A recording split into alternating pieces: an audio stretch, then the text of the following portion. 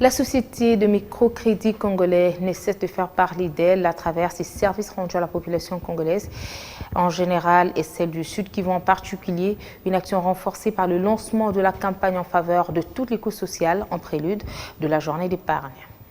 La province du Sud Kivu en général et la ville de Bukavu en particulier est affrontée à plusieurs difficultés liées à l'économie financière, soit au sein des ménages ainsi que dans des services étatiques et para-étatiques après une période de guerre à l'est de la République démocratique du Congo il y a plus d'une décennie.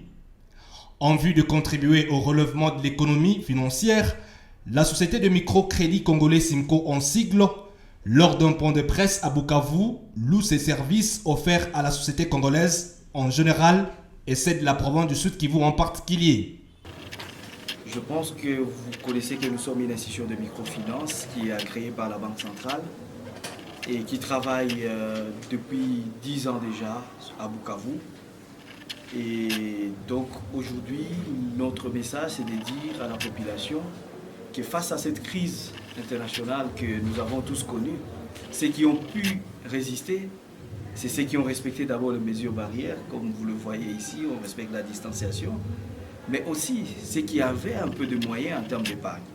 Étant le fruit d'une vision partagée entre des anciens professionnels de la banque qui ont décidé en 2009 d'accompagner le développement socio-économique des populations de l'Est de la RDC, la Simco envisage de poursuivre ses services sans discrimination à travers sa campagne.